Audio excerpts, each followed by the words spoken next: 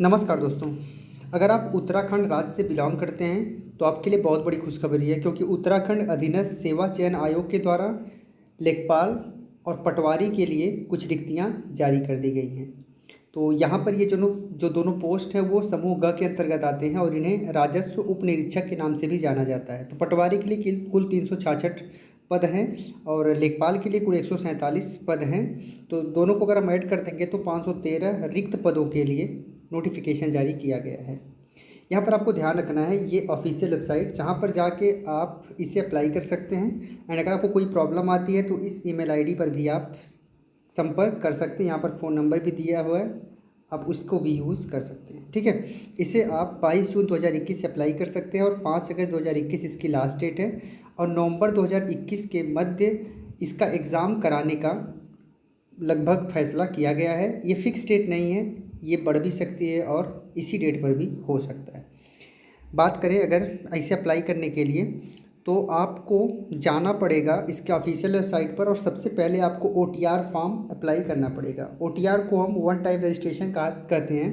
Basically UP में भी OTR लागू कर दिया गया है यूपी SSC के वैकेंसीज़ के लिए। उसी तरह उत्तराखंड में जो अधीनस्थ की वैकेंसीज़ है उनके लिए भी OTR फॉर्म भरा गया था। तो अगर आपने भर दिया है तो बहुत अच्छी बात। अगर आपने नहीं भरा तो सबसे पहले आपको OTR भरना पड़ेगा, फिर उसके बाद आप इसे अप्लाई कर पाएंगे। ठीक है, चलिए यहाँ पर जो एग्ज़ाम होने वाला है सिलेक्शन के लिए वो रिटन फॉर्मेट में होगा।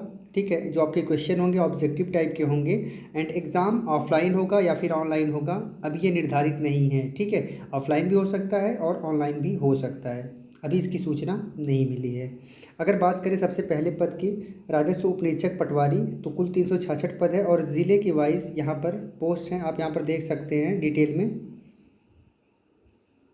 ठीक है, इसे अप्लाई करने के लिए कम से कम 21 वर्ष आपकी उम्र होनी चाहिए और अधिकतम 28 वर्ष तक आप इसे अप्लाई कर सकते हैं। सिलेक्शन के बाद 29,200 से लेके 92,300 आपका वेतन होगा। एंड यहाँ पर जो ये पद है वो अराजपत्रित के अंतर्गत आता है, साथ ही स्थायी है और अंशदायी पेंशन युक्त है। इसके अलावा इसे अप्लाई करने के लिए ग्रेजुएशन एटलीस्ट आपके पास होना चाहिए। अगर ग्रेजुएशन नहीं है तो आप इसे अप्लाई नहीं कर सकते। ठीक है, लेकिन यहाँ पर बता दें कि अपीयरिंग वैलिड नहीं होगा, क्योंकि यहाँ पर आपके पास स्नातक की उपाधि बेसिकली होनी चाहिए। इस वैकेंसी में शारीरिक दक्षता परीक्षा भी होगी। तो बेसिकली आपको 7 किलोमीटर रन करना होगा 60 मिनट में अगर आप पुरुष हैं, और अगर आप महिला हैं तो 35 मिनट में 3.5 किलोमीटर आपको रन करना पड़ेगा। और शारीरिक मानक की बात करें तो कम से कम 168 सेंटीमीटर आपकी हाइट होनी चाहिए अगर आप पुरुष हैं। अगर आप महिला हैं तो 152 आपकी हाइट होनी चाहिए। वहीं अगर आप पर्वतीय मूल से बिलोंग करते हैं तो आपको 5 सेंटीमीटर हाइट में छूट मिल जाएगी। सीना फुलाने के साथ 84 सेंटीमीटर होना चाहिए, जिसमें कम से कम 5 सेंटीमीटर का फुलाव होना अनिवार्य है। और अगर आप पर्वतीय मूल के हैं तो आपको 5 सेंटीमीटर यहाँ भी छूट मिल जाएगा। अगर आप महिला अभ्यर्थी हैं तो कम से कम 45 किलोग्राम आपका वजन होना चाहिए। अगर इससे कम है तो आप इसके लिए एलिजिबल नहीं माने जाएंगे। ठीक है, जो एग्ज़ाम आपका होने वाला है वो ऑफलाइन या फिर ऑनलाइन किसी भी मोड में हो सकता है। कुल 100 मार्क्स से क्वेश्चन पूछे जाएंगे, 2 घंटे का टाइम होगा और ऑब्जेक्टिव टाइप का क्वेश्चन होगा। ठीक है, जिसमें सब्जेक्ट कौन कौन सा पूछा जाएगा, तो हिंदी पूछा जाएगा। इसके अलावा सामान्य ज्ञान से क्वेश्चन होंगे और सामान्य अध्ययन से क्वेश्चन होंगे। ठीक है, जो दूसरा पद है उसे हम देख लेते हैं। तो दूसरा जो है वो है लेखपाल का, 147 पद है। यहाँ पर आप जिले वाइज देख सकते हैं। ठीक है, आगे अगर हम बात करें यहाँ पर एज क्राइटेरिया की तो 21 से 35 वर्ष यहाँ पर है और 29,200 से लेकर 92,300 लेवल 5 के अकॉर्डिंग आपका यहाँ पर वेतन होगा। यह भी अराजपत्रित स्थायी अंशदायी पेंशन युक्त पोस्ट है। एंड ग्रेजुएट अगर आप इसे अप्लाई कर सकते हैं। और शारीरिक दक्षता की बात करें तो यहाँ पर आपको कुल रनिंग करना पड़ेगा 60 मिनट में 9 किलोमीटर और महिलाओं को 35 मिनट में 4.5 किलोमीटर रन करना पड़ेगा। अगर यहाँ हाइट की बात करें तो सेम यहाँ पर भी हाइट है 168 मेल के लिए, 152 फीमेल के लिए, 5 सेंटीमीटर यहाँ डिस्काउंट है। और यहाँ पर जो आपका चेस्ट है वो भी कमोबेश सेम है। ठीक है, अब यहाँ पर भी सेम एग्ज़ाम होगा, ऐसा नहीं है कि यहाँ पर एग्ज़ाम अलग होगा, सेम एग्ज़ाम होगा दोनों के लिए। अगर आप इसमें सिलेक्शन चाहते हैं तो सामान्य और OBC कैटेगरी को 45% मार्क्स लिखित परीक्षा में लाना होगा, जबकि अनुसूचित जाति और अनुसूचित जनजाति के लिए 35% मार्क्स लाना अनिवार्य है।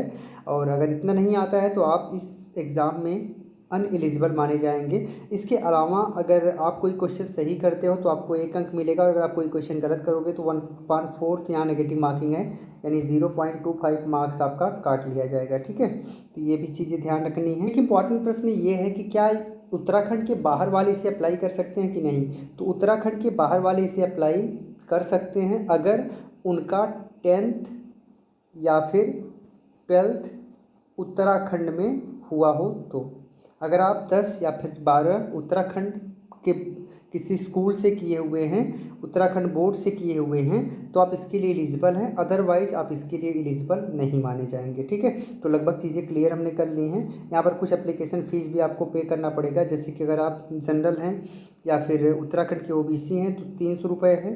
उत्तराखंड अनुसूचित जनजाति के लिए 150 है, अनुसूचित जाति के लिए 150 है, और अगर आप उत्तराखंड के दिव्यांग हैं या फिर आर्थिक रूप से कमज़ोर यानी ईडब्ल्यूएस में है तो 150 रुपये एप्लीकेशन फ़ीस है, जिसे आप ऑनलाइन पे कर सकते हैं। आप बताइए आपको ये वीडियो कैसी लगी, कमेंट में लिखिए। अगर अच्छी लगी तो इसे अधिक से अधिक शेयर करिएगा और लाइक भी कर दीजिएगा। जय हिंद।